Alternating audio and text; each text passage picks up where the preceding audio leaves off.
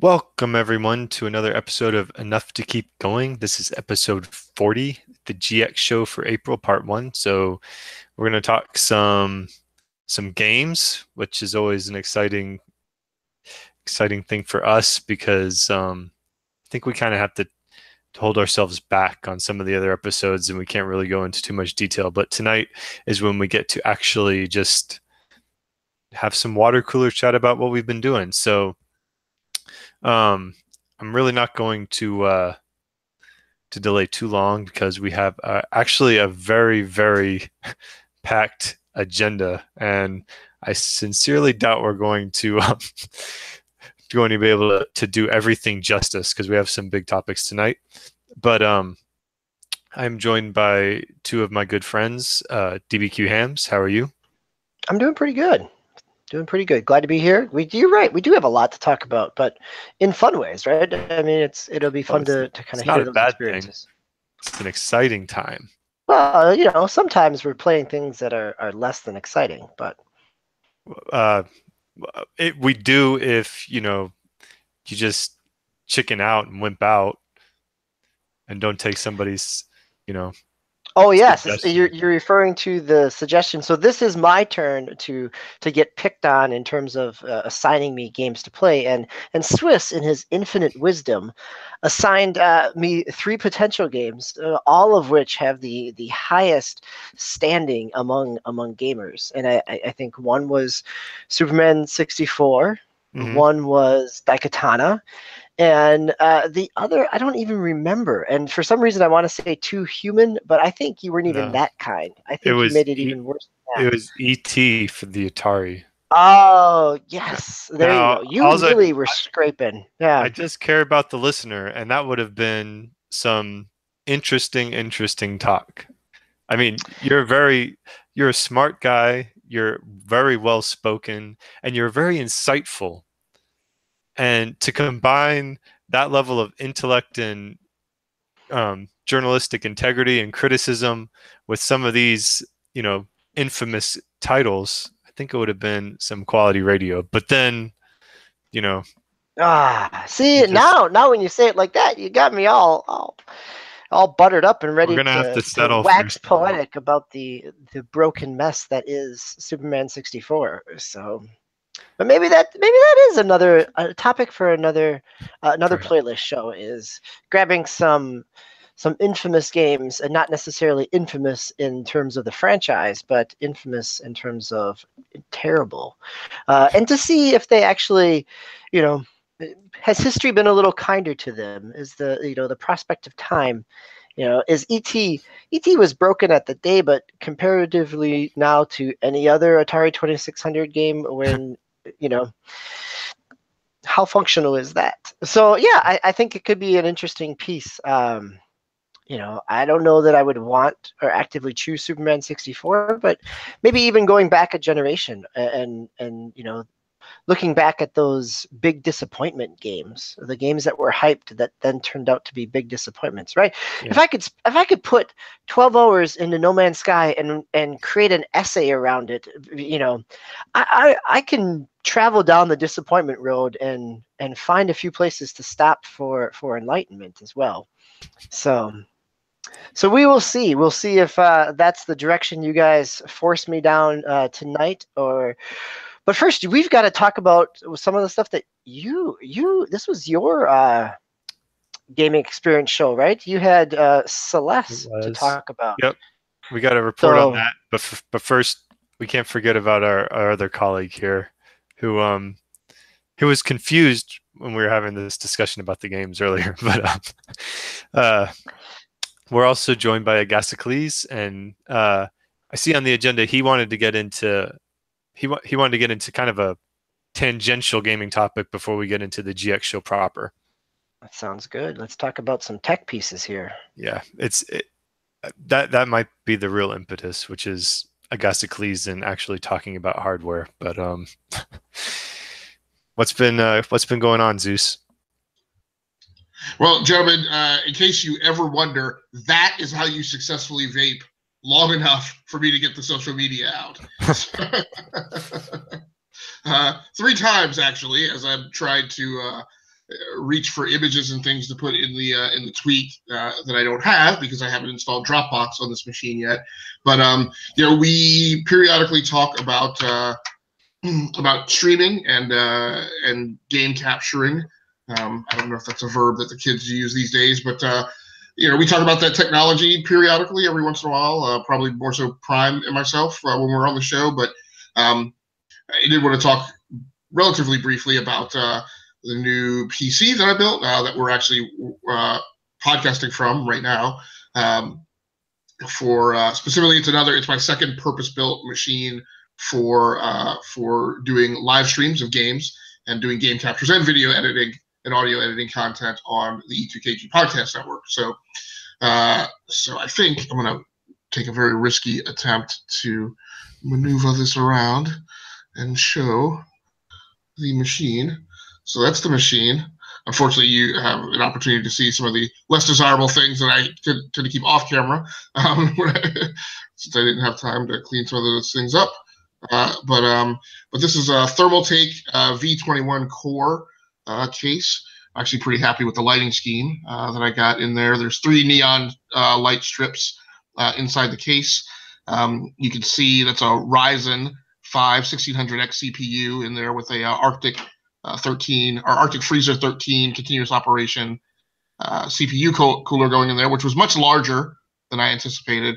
And then that teeny tiny card in front of it is actually a NVIDIA GeForce GT 710, which with the current crypto mining crisis was pretty much the only video card I could afford.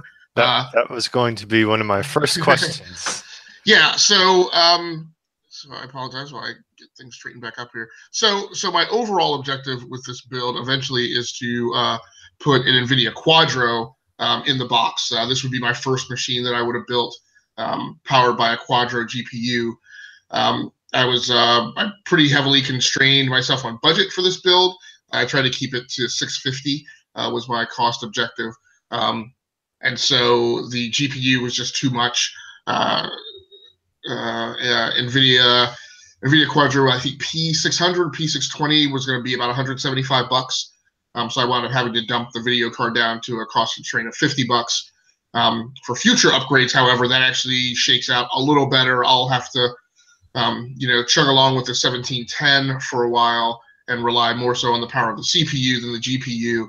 But what that allows for is later when I do a GPU-specific upgrade, given my typical cost profiles that I allow for a GPU, it actually gives me more headroom to explore some more of the mid-range Quadro cards like the P1000, P2000. So once I get a hold of those and put those in the box, that'll actually be a significantly more powerful machine than I would have built if I would have gone with kind of a bottom-end Quadro.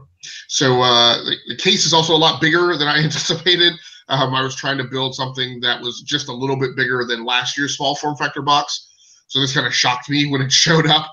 It's kind of basically an ATX mid tower, kind of folded in half. If you cut an ATX mid tower off in the middle, and then take the top half and sit it and bolt it side by side, it basically reduces the height but doubles the width.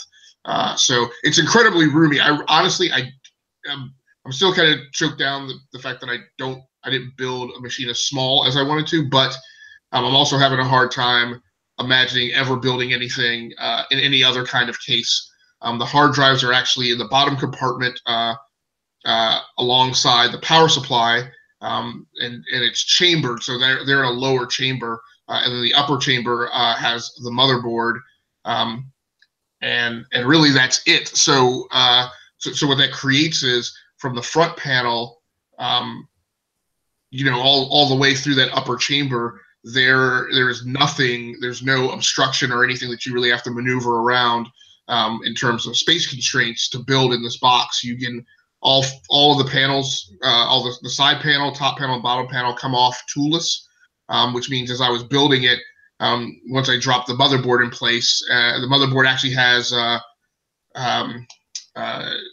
shaped standoffs on it, so you don't have to use those goofy little motherboard standoffs to keep it from arcing on the case. But you drop the motherboard on there, and you can reach in and around and above the motherboard from 4 different sides, and you don't have to manage the front to back spacing of the hard drives and the cabling on the back of the hard drives like you normally have to do in a case, which is where you get the constraint on how long your GPU card can be.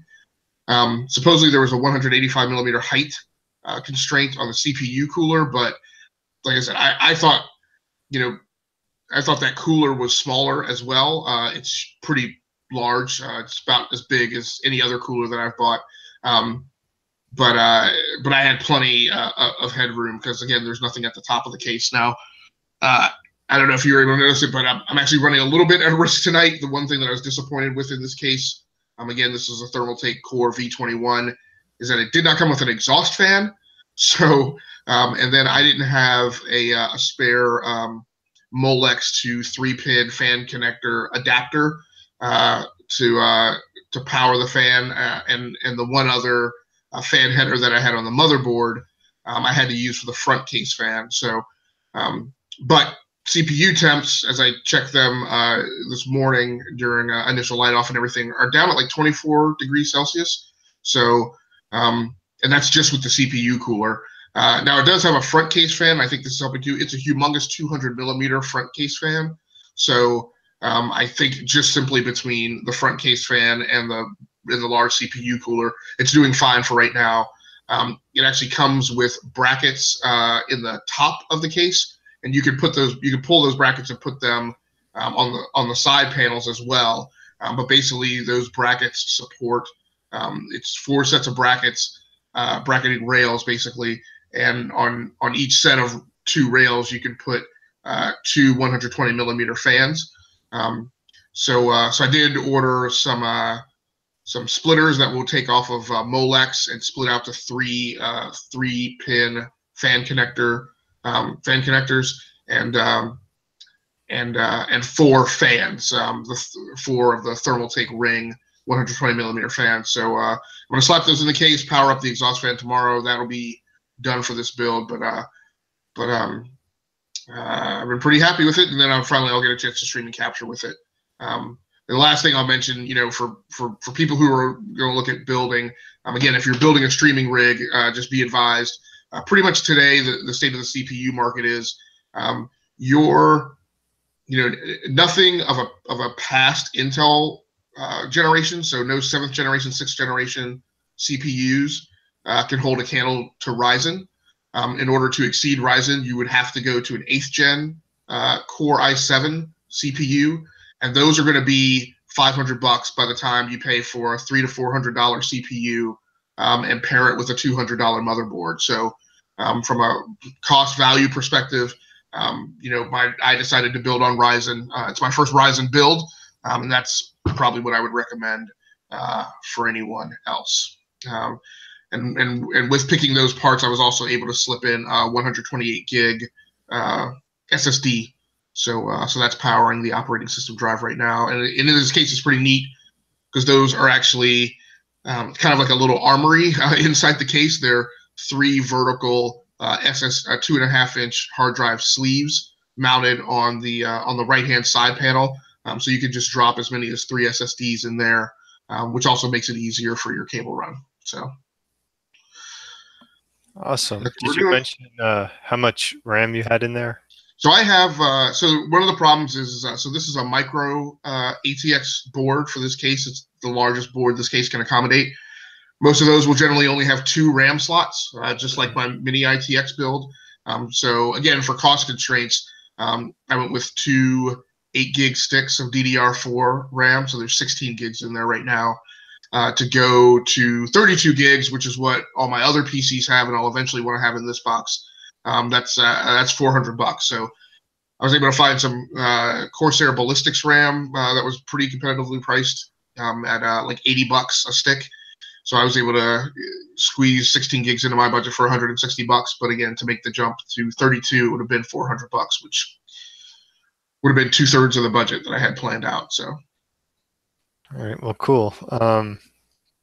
Yeah, this is really cool. I mean, the fact of trying to keep it under the 650 is I think there's a lot of conversation out there in terms of, the challenge of building a PC at this stage with the cryptocurrency pieces. And so your choice of Ryzen and, the acknowledgement of limitations on graphics cards is, I think, a valuable discussion. So it'd be interesting to see how this holds up. And, like you said about the form factor, how that changes your approach going forward too. Yeah, I'll definitely be benching tomorrow once I get all the cooling fans in place and doing burn-in.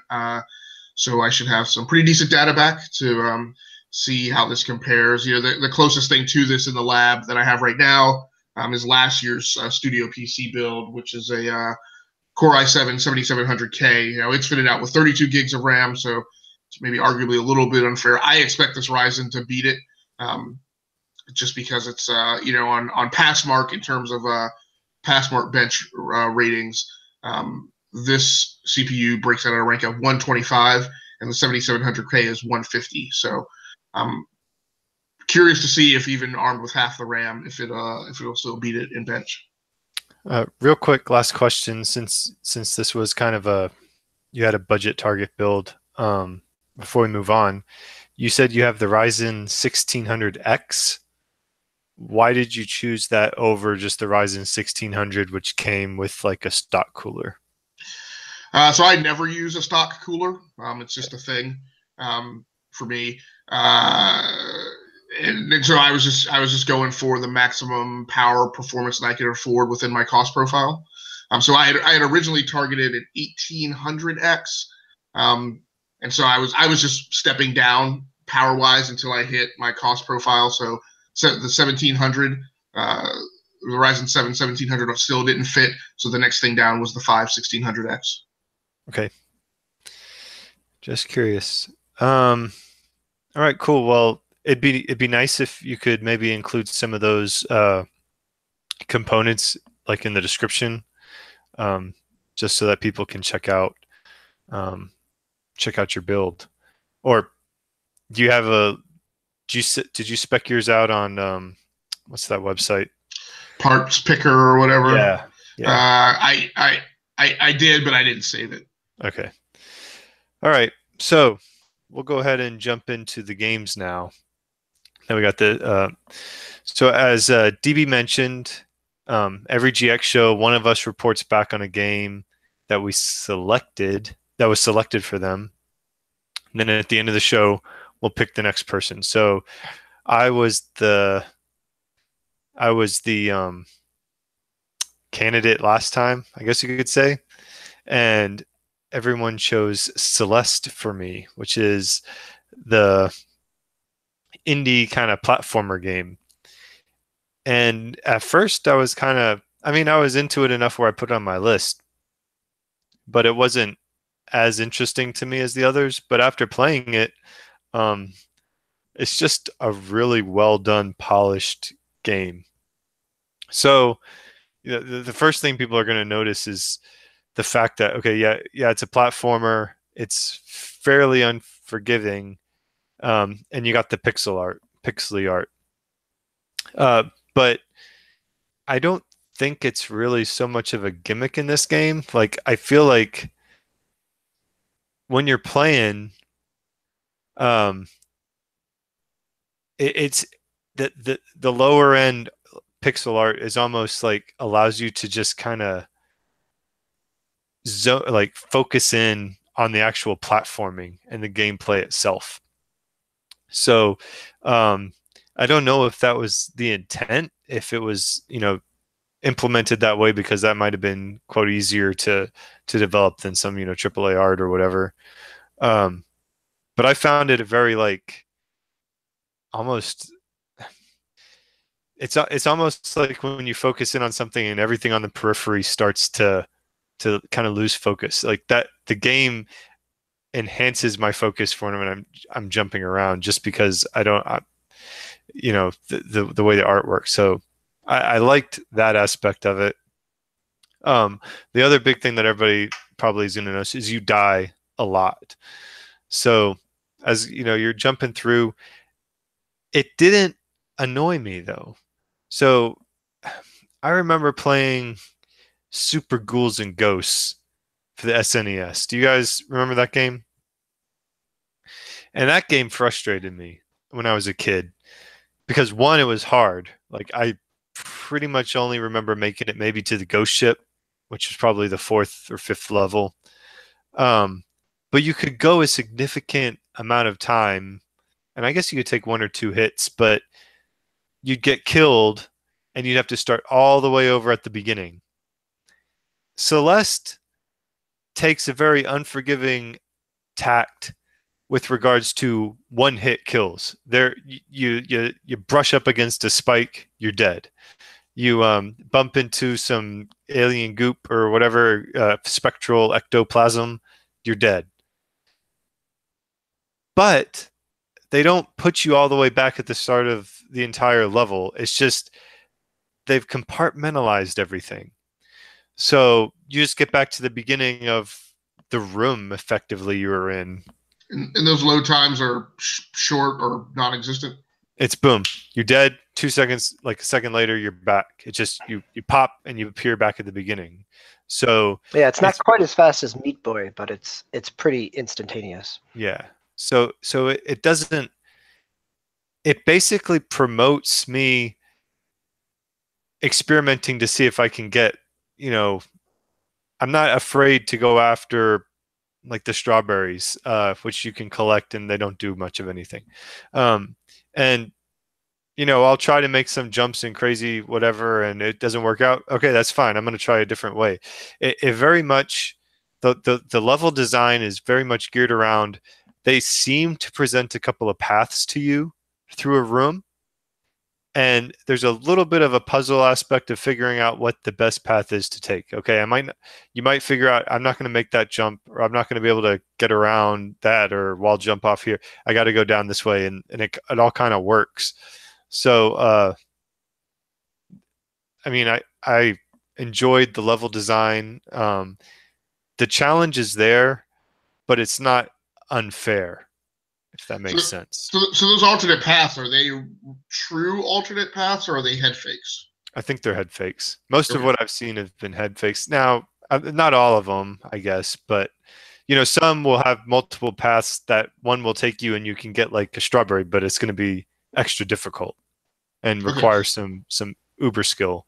So the reality is there's kind of really one path that should be inherently successful, and everything else is either a complete dupe or is like a challenge path, I guess. Yeah, I guess that's accurate. That's the impression I get, but I might be a crappy gamer, so.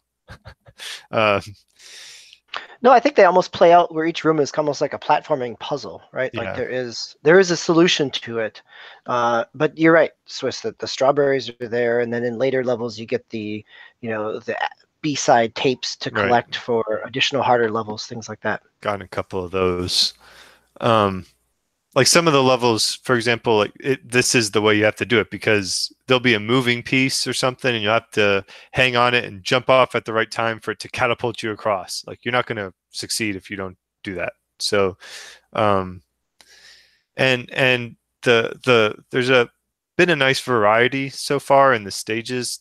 I mean, you're going up the mountain, but it's not all mountain. Like there was a whole stage where you're in kind of a haunted remnants of a hotel. And they have the classic mountain stage, and then they have some stages where they throw wind at you, so you're sliding across, and it feels very what was the game I was thinking about when I was playing it?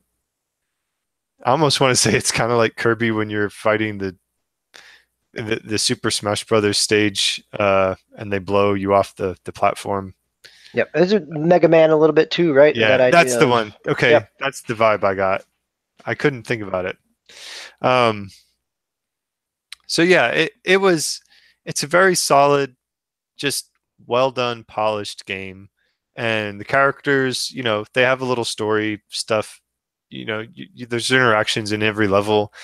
It's not overly burdensome, and I like the main character. She's cute, and they have these little old school. They have the very old school, like, they don't have words. It's just kind of like the MIDI sound as they chatter. Feels very Mike Tyson's Punch Out. But no, they did a good job. So I was very pleased that you guys selected it for me. Are My you playing son, with the sound on? Have you had a chance to listen to the soundtrack as well? I mean, that's one of the other praise pieces that have been heaped upon this game is the soundtrack. um, yeah, I've had the sound on. It hasn't struck me as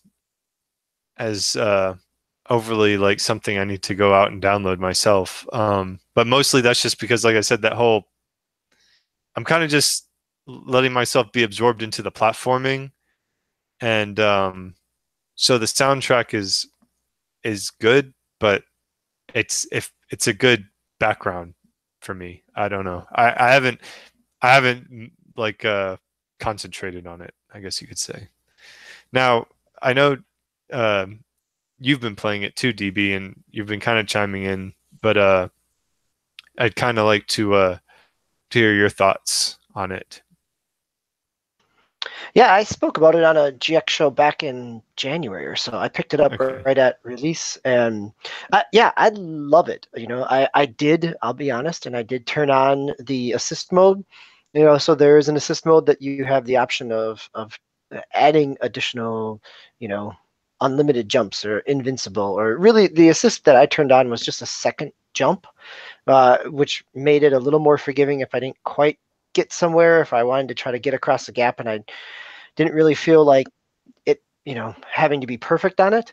And I think part of that was also because I've been playing a lot of it, and most of it actually that I've played has been in handheld mode, has been around the house, has been sitting in bed. I mean, in some ways, it's a great Switch game because, as you were saying, each, you know, it's not really a stage because each room is its own little board, and you know, go on to the next one, and if you die there, or if you stop there, it saves after each room.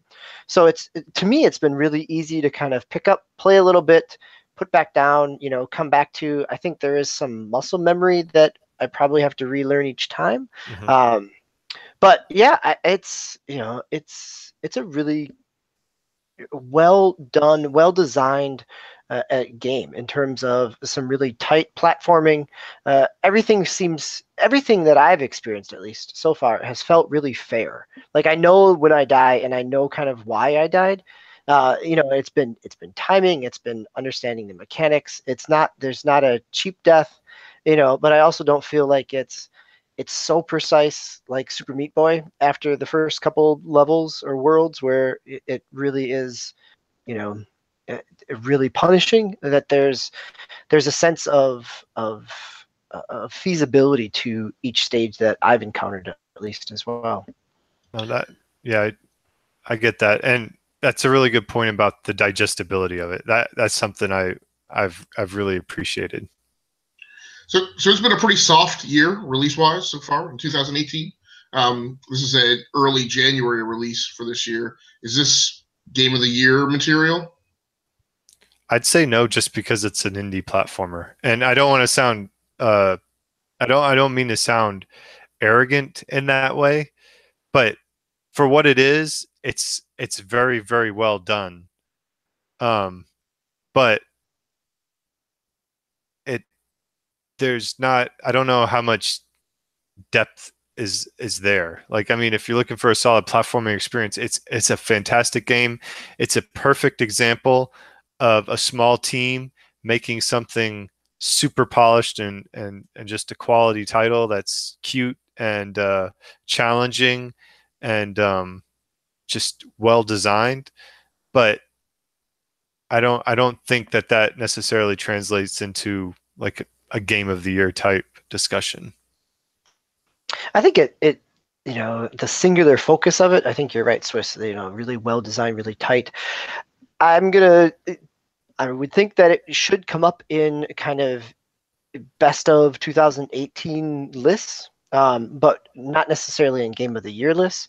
I think it's a game that came out right at the right time. That in this, you know, fourth quarter of the fiscal year, you know, there really wasn't anything huge. I mean, that's not true, right? Monster Hunter World came out, right? I mean, there are some big games, but as you said, that it is been relatively soft, and so it definitely filled a niche, and especially on the Switch, where there really hasn't been There's been re-releases of Bayonetta and Dragon Quest Builders, but this is a new experience, a new game that came day and date on Switch along with PC and PlayStation 4. So I think it's one of those where if you haven't already been aware of it, it's probably going to be ripe for a summer sale at some point in time, and it's well worth it.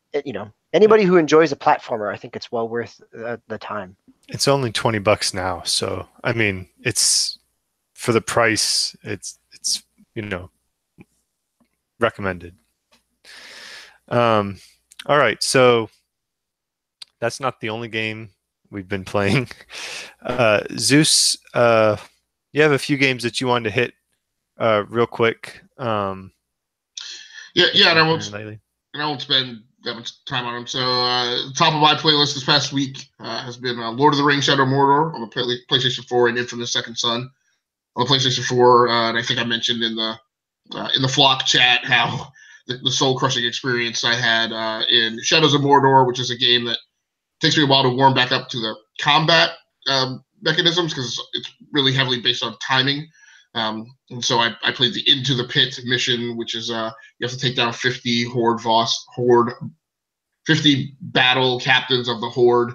I was at 47 with my thumbs literally aching and my forearm hurting when I was killed. So I almost threw the controller at the TV. That's I think the first time I've been that angry. And I just had to wind up putting the game down and walking away. So, but DBQ, you've actually been sinking your teeth into something a little more current. Yeah, I'll say current. I don't know that I'd say meaty. So this was another game that was on Swiss's list, and he had it up on his playlist actually the same time that it came to me via GameFly. So this is Ni no Kuni 2. So this is another game. This is a PlayStation 4 and PC game. Again, this is level 5. The original Ni no Kuni was a level 5 game, and also Studio Ghibli had a hand in some of the artwork and character design. In this one, it is solely level 5. So these are, this is Azuna 11. This is Professor Layton. A lot of kind of that anime Studio Ghibli type of style in terms of graphics. It is a traditional RPG. I mean, it is beautiful. It is so at this stage I have finished chapter 3, moving into chapter 4. I've put in, my clock has me over 8 hours, but a lot of that is also kind of some classic JRPG world grinding in terms of wandering around and boosting my characters.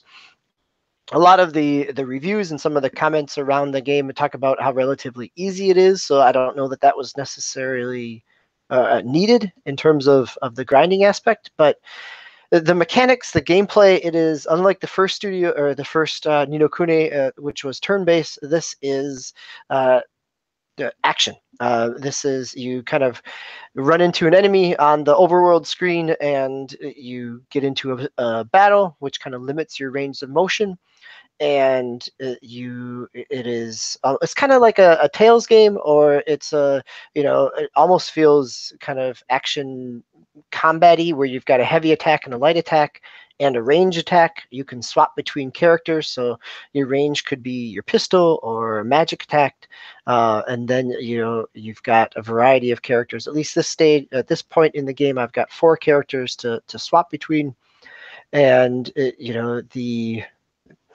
the battle system is kind of button mashy. And not necessarily a bad way. It certainly it has kept me more engaged than if it was a turn-based game where I'm simply selecting menus and watching something play out. And so it's been very satisfying in that capacity. The game is beautifully it looks like a hand-drawn animation. I mean, it's that 2D kind of animated style.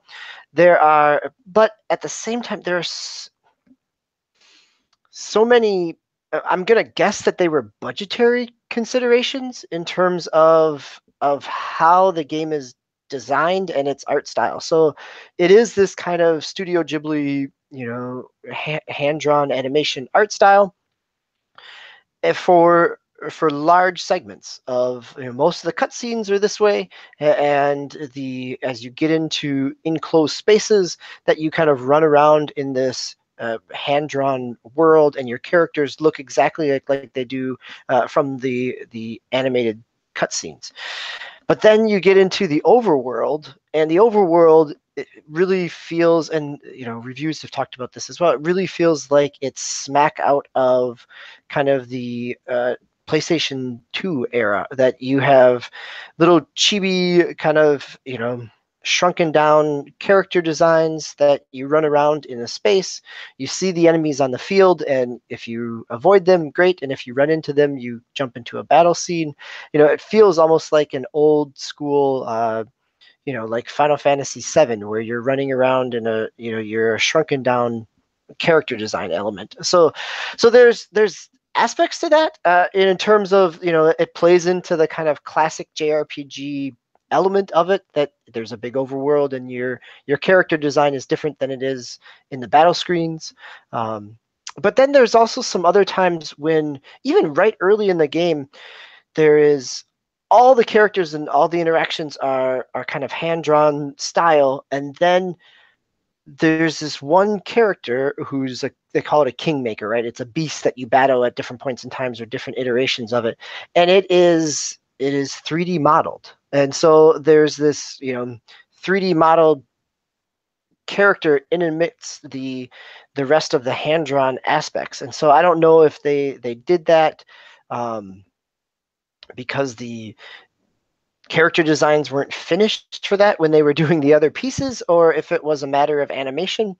So there are some times where the juxtaposition of styles takes you out of it. But overall, it is completely beautiful. I have really enjoyed watching it, and I've also played a lot of it. It's also allowed to catch up on other things in the process. So I described it in the pre-show as beautifully boring, and it's so straightforward, relatively simple. I was able to catch up on Legends of Tomorrow. The other night, I watched WrestleMania on my tablet and played it as well, right? I mean, sometimes, it's one of those where if you want something to kind of move through while you're doing something else, this is great. If this was on the Switch, I don't know that I would put it down, because I could pick it up, take it with me, play a little bit, grind out a little bit, and keep going. I think one of the other pieces of it is that there's so many other kind of odd systems choices. So there's this kind of the standard battle, but then there's also 4 hours in, I get introduced to kind of what ends up being almost like a RTS mobile game aspect, where my little chibi character is surrounded by other parts of my army, and we're running into another army and claiming territory that way. And now at the end of chapter 3, I finally get into the city building aspect. So this is where it becomes a mobile timed based game, where I can research something, but it takes X amount of time in real time for that to actually happen. So whether that's a minute, whether that's a couple hours, depending on when things are. So it encourages you to start researching something in your city and go out and keep questing and come back. But it's and maybe that provides a lot of people different systems to engage with so that they can find something they like. But it also feels kind of bolted on to what is kind of this classic RPG kind of fantasy tale. So do you think that's just poor design, or do you think they're overly ambitious? I think it's designed well. I mean, I don't know that it feels like they ran out of time or money to implement it. I think it almost is, and this is where maybe this is because I'm the generation that I am, and if this is somebody who is playing this game at a much younger age and is familiar with other mobile game systems, that there's a comfort level to this, just like there's a comfort level to the JRPG aspect for me of yesteryear, that there may be a comfort level to the mobile timing city building aspect for somebody else who's the age of 10 or 12. It's a game that's appropriate for really any age. I don't know that the story would really invest anybody beyond the middle school level in terms of a king who, instead of coming back to fight for his kingdom, starts his own kingdom. There's all kinds of odd kind of story beats, but again, I think they're all intentional. I don't know that they all work, but I definitely think they're intentional. Honestly, I've as I told you in the pre-show, I have family members that are anticipating the game, and I know that you've been praising some aspects of the design, but there are other things that I think you've dampened my enthusiasm a little bit. I think that's fair and appropriate. I don't know that this is a game that is really going to grab hold of you. I think it's a game that will pass your time, but I've been able to set it down, and really the only thing that I missed from setting it down is viewing it, because it's really nice to look at, but it doesn't have anything that really engaged me through those. I kept waiting for something to grab me, and after I got to the 8-hour mark and I got the newest system that it introduced, I also felt like I could walk away and not really long for it either. It's interesting that you bring up the mobile game aspect, because as you discussed, you said, I can play this game while I watch other things. And to me, that's not a very good endorsement. But it also has that ring of mobile gaming, which to me is a very just, it does not appeal to me whatsoever. Like the whole, just kind of dopamine or whatever.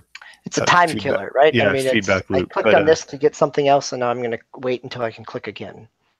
Right. So, that I've seen, and I think the criticism, like the has probably been on par with you, like depending on your attitude towards those decisions. Like I've seen some people that have praised the game, and I've seen other people that have been lukewarm on it. So yeah. Do you have you want to add anything else, or? No, I want to hear what you've been playing, Swiss, other than right. Celeste. I've just been playing Horizon Zero Dawn. It's kind of my go-to, which, you've heard me discuss it on numerous shows because I played a lot. And, I did a mission. They have these cauldrons where you kind of navigate your way through an underground kind of cave and have a set piece battle. And you get rewarded with the ability to kind of, they call it overriding the machines, where you can, take control basically, and then they fight on your side for a short period of time. So I played that, and that's all I'm going to say about that, because we've been talking a lot and we don't need to retread previously trodden ground. So, Zeus, you had a couple of things in there. In the interest of time, do you want to jump into your round 3?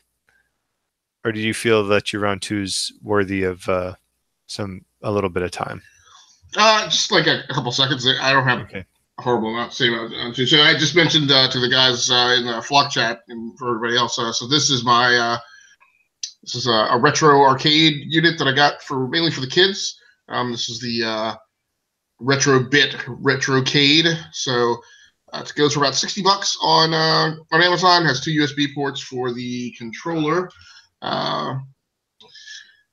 Modern video connections in the back, including HDMI. It's also got a port for an SD card, so you can sideload additional ROMs if you have legal writ to do so. And then the power plug. So I talked earlier this year about my attempt to get them into games by getting them a Pong set. The Pong set experiment failed. Basically, it kept slipping out of tunage, and I had to open the case, and you have to go in there with an Allen wrench to tune it again. And I was like, that's too much work. So I researched and found this thing. It works great. It has a bunch of old games on it. I find myself, my experience with the kids has been, hey, let me show you how to play this game. And then like 15 minutes later, they're like, Daddy, can we get a turn now? So yeah, I'm expecting once I get a little bit past this whole PC build thing, I'll actually spend a little time with it. But I've only played like 3 games on it so far for a few minutes at a time. So can you load any, does it run any emulation or for any type of system, or do you have to load that emulation on it as well? I'm not clear on that because I haven't dug deep on ROM engines and how they run. So I don't know if you basically have to have the equivalent of like an NES image on there that could support playing, NES games. There are, I think, NES, Super NES, Sega Master System, and Sega Classic, or Sega Genesis games, I think, are on this thing. There's 90 games total. So quite honestly, I don't know what type of human being gamer you would have to be to need to sideload with 90 games on there. If you're also trying to play modern games as well, like I don't have time, so I'm expecting that the 90 games will be sufficient for me. But it does support. When you read the reviews, you can see people who have said that they've downloaded the thing. So I don't know if there's a way for them to figure out and there's multiple ROMs, operating system ROMs or whatever, sandboxes running on this thing because, like I said, it's got multiple systems running on it.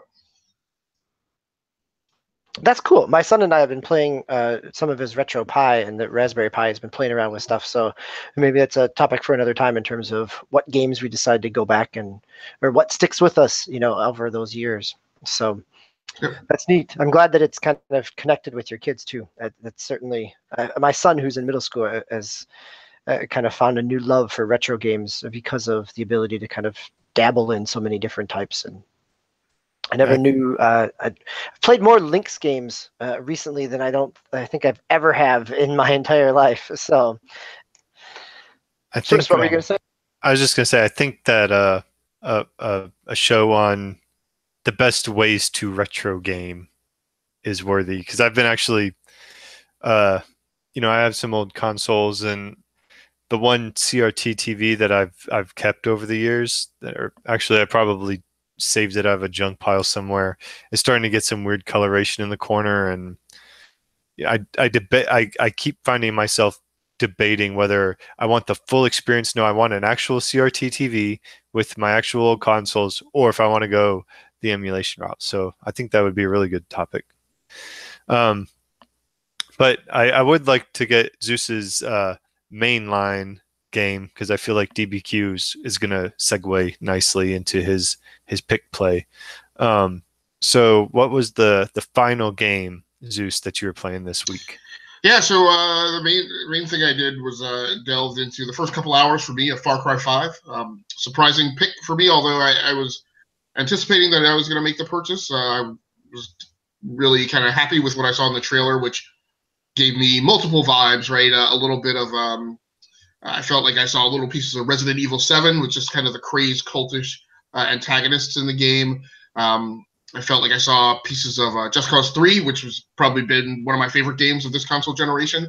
Just in terms of having a big open world and being able to pick and choose, whether to go around and just kind of cause mayhem, blow stuff up and run away, kind of stuff. But there's also, I feel there's a little bit of Assassin's Creed Origins to the game feel as well, which makes sense to me since kind of every Ubisoft game kind of feels the same.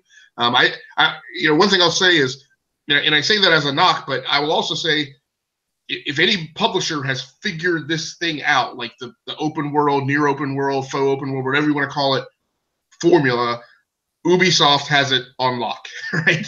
As long as they can keep game stability and stuff, in the right zone from a quality perspective, then I feel confident, any game of this ilk that Ubisoft is going to come out with should probably be okay. But yeah, so I jumped in and checked it out. Shooting mechanics, it's not Destiny 2, it's not Destiny, but it's not horrible either. It's pretty forgiving. But I heard Greg, is it Greg Smith, Game Over Greggy on Kind of Funny Games Daily, talk about the game a little bit. And kind of funny. So Greg Miller, right? Greg Miller, yeah, sorry.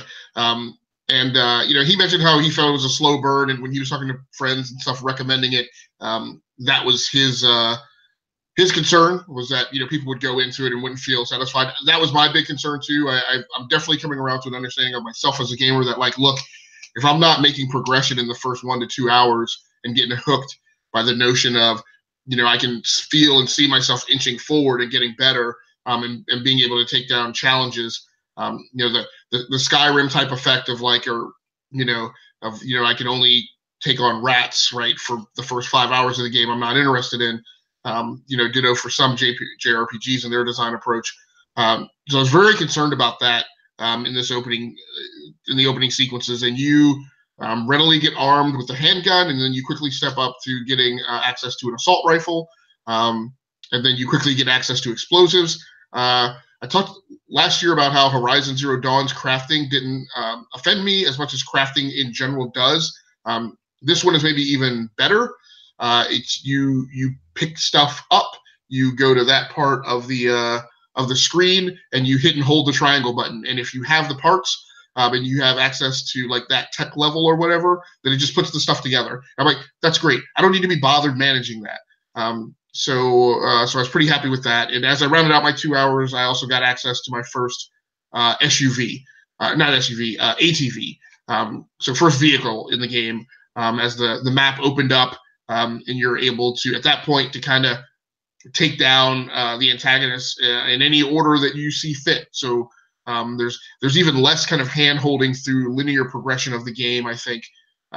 Just as I rounded out those 2 hours, like the little guy who's telling you what to do all the time says, hey, one of your partners is in trouble in this area. However, you can proceed to, go about this however you want. So I set a waypoint that was not in the direction of the mission that he recommended, and that's where I'll be heading next. So I was pretty happy with it. AI, your followers, your people who you recruit and hire, the only thing with them is they're actually really effective. So maybe if you want to have fun, you maybe don't send them in first, because they will actually take people down and leave not much else for you to do. Bow and arrow in the game is awesome. I think the last thing that I will mention is the thing that's hooking me, and the thing that I find very enjoyable, is, again, that you were given enough tools very near the outset to quickly get into the sneaking up on an encampment, seeing your objectives, zooming in with your binos, and spending like a couple minutes going, okay, that guy's walking away and isolating himself periodically, so I'm going to take him down first, and then I'm going to, once the action is hot, I'm going to switch from my bow to an automatic weapon, and just go hot, and then I'll send my guy. All right, so you get that, 2 to 5 minute huddle to observe and decide how you want to approach a given challenge, and that to me is one of the most awesome elements of any of these styles of games. So that actually intrigues me. So can I ask about, story-wise? So I was intrigued about this because of the story, not necessarily the just cause aspect of Far Cry. And from everything I'm hearing and reading from people that went into it for the mayhem are really enjoying it, and people that are looking for the story to say something have left really disappointed. Does the story engage you? Does it make any difference, or is it just a means to get to the giant countryside to have some fun? I mean, kind of the setup, spoiler alerts, is that basically what winds up happening is stuff happens at the outset of the game, and resources and assets that you have get captured by each of the individual kind of bosses, basically. And again, I don't think I'm giving anything away. It's the Assassin's Creed origin setup as well. You need to progress and get more powerful, and then progressively run around and take down each of these bosses, right? So it says a little bit, just about cults and anti-government sentiments, and what is freedom? What do people have rights to? When is the system corrupt? I mean, so there's that element in it. I don't know how deep people were planning for that to go, and I don't know how frequently you come across characters most of that seems to be intoned by the bosses. So I don't think what you get is, you get that in the trailer, you get the opening sequence of the girl in the bar. And maybe there's also some interviews with, I think there's an African-American preacher. And you hear the people caught in the middle talking about, how the cult has gone too far, but then you also hear them periodically, drop some lines of anti-government sentiment, but then it kind of always comes back around to, look, I don't like what the government's doing, but these people took it too far. And they're clearly actually the bad guys. So there's bits and pieces in that. I don't know how deep that well goes. I don't feel right now that it's the Star Wars Battlefront 2 bamboozle, right? Where you were set up to think that, I keep forgetting her name, that she was... Iden Versio was going to be this deep story, and yeah. Right. It's a story, and it's a plot. It's one of the 7, 8 classic plots that Hollywood tells over and over and over again, so it's not much deeper than that, from what I can see. Real quick, before we move on, is this, given the release schedule so far, is this going to be Game of the Year consideration? I don't think so. Mechanically, the game feels great, but as DB said, I don't think the characterization is anything as deep as I skip the title, Sentua, what's Hellblade, yeah. It's not anything that deep. It's not anything as deep as Horizon Zero Dawn's characterizations. It's a Just Cause 3, and same thing, right? Just Cause 3 wasn't really Game of the Year material, but mechanically, engine, graphics-wise, it felt great, right? I will say the game looks very good, and I haven't even played it in 4K yet. But at 1080p, it looks pretty gorgeous as well. So can I ask one final question? So why PS4 versus PC? I'm sorry, one more time, DB? Why PS4 versus PC? I don't think I had any specific. Sorry, I got a bit of a shiver there. I don't think I had any particular reason. I think I was just looking to propagate another, game in the collection on that particular platform. So, yeah. All right. DB, real quick, what was the last thing you've been tooling around with lately? And then we'll get into the game that we're going to pick for you. All right. So for the sake of time, I'm not going to talk a whole lot about the stuff that I've been playing around with. But one of the last things on the last when we did our spring break show, right, we were talking about the state of different consoles. And one of the things I mentioned there was that I have picked up PlayStation VR. Actually, it was a Christmas gift.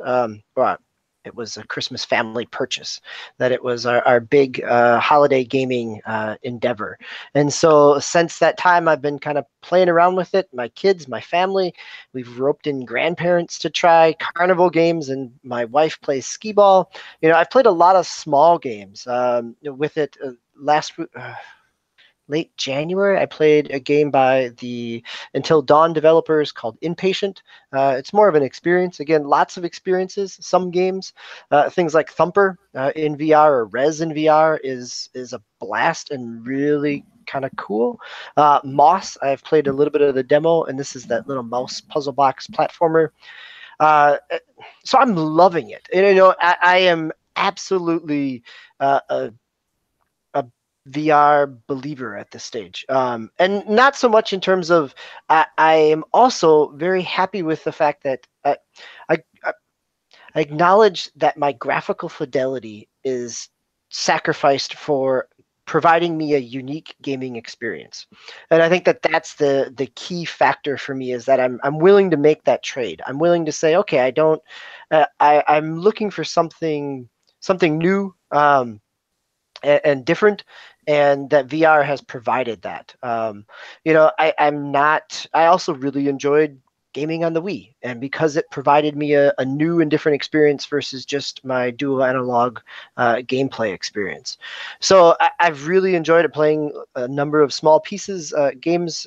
Played the Battlefront X-Wing mission developed by Visceral, and as a Star Wars fan, that's super fun. But it's only a 20-minute experience, and so, and I think one of the things that VR has done well are those bite-sized experiences or little games. So this is kind of where I'm throwing my pick'em out here, gentlemen, is I want to bite off something a little bigger. I want to try a full-size game in VR and see how it holds up. So I've got here on the list, I've got Skyrim VR. I've got Resident Evil 7 VR and Wipeout VR. So the Wipeout Omega Collection, which came out last year, just the other week, put out a free update, which has the entire game in VR. So unlike Gran Turismo Sport, where you had the full game and you had some time trials against one other car in VR, this is the entire game in VR. And so kind of want to see how it holds up over longer play. And I want you guys to give me your choice in terms of which direction I should go. All right. I guess I'll go first. I knew I wanted to pick a game that's more like a world that you really have to get into. So I was down to Skyrim VR or Resident Evil 7 VR. And I think I'm going to tip the scale towards Skyrim, if only because RPGs are more interesting to me than survival horror type games. I'm intrigued to find out if a horror game like Resident Evil 7 is a more visceral experience or shocking experience in VR. But as a gamer, I would be more interesting to know if playing an RPG in VR truly enhances the experience, or is it a gimmick that'll kind of peter out after some number of hours and or quests? Yeah, and I think that gimmick piece is kind of where I want to explore a little bit, right? Like I've had lots of bite-sized experiences, but does that necessarily warrant the $200 to $300 purchase for VR? So, okay, so Skyrim is your choice. Agasicles, where are you at in terms of forcing me to see how my motion sickness and vertigo holds up with VR? Well, DBQ,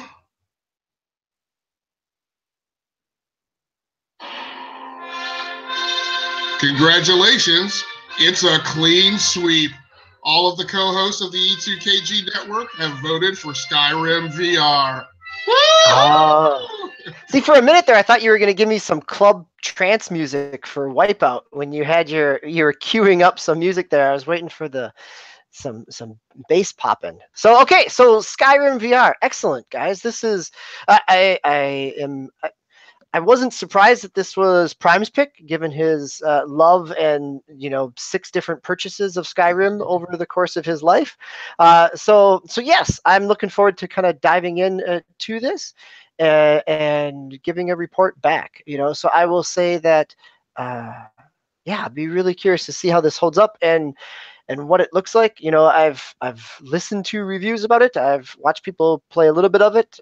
It was one of the reasons why I picked up VR at the holidays and why I bought this bundle is Skyrim, the idea of diving into a world. Also, the bundle came with the version 2 of the PlayStation VR, so it's got the HDR pass-through, which the original one didn't. So it was another reason to buy that bundle. But great. So I'm looking forward to that, gentlemen. Thank you. So one comment, one question. I think I'll speak for Prime. I'm hoping we're on the same page. So my motivation for picking this game for you, and I'm wondering if it's Prime's as well, is so I have Skyrim for the Switch. I think Prime has it as well. I haven't delved into it, but it'll be interesting to compare notes in a couple weeks if Prime and I squirrel away some time to play Skyrim alongside you and compare that our thoughts on that to your VR experience. Also, question back on the VR thing. So you are forced to make a choice to either keep your retro ROM emulating BlackBerry Pi or your VR. Which one do you keep? Which one do you give up? I think at this stage I would probably give up the VR and go with the the massive quantity of gaming potential that lies in ROM games and exploring and going back to those memories. Yeah, I mean, I think, and maybe after Skyrim, or maybe after something else that there's something that sells me bigger on VR. I think I will say that probably holds true for my family as well. Like, my kids loved it, and we, spent a lot of time over, the holidays playing it. But the time in between VR experiences has gotten longer and longer. And so I think this is where, how much of it is a novelty and how much of it is a next piece. But I will also say that every time I put it on, I'm glad that I have it, right? It's another unique gaming experience that I can't get in any other fashion. And so yeah, but yes, if you're going to make me choose and pick a favorite gaming child, I'm going to go back with my eldest child. I'm actually not terribly surprised to hear you say that, but I have my own biases. So I think that'll do it for tonight's episode. On behalf of DBQ and Agassiz, thank you for listening. Anybody have any real quick plugs before we sign off? Just come back Thursday night for the new show. Roughly the same time, Thursday night. Yep. All right. Hopefully we will see you Thursday. Have a good night.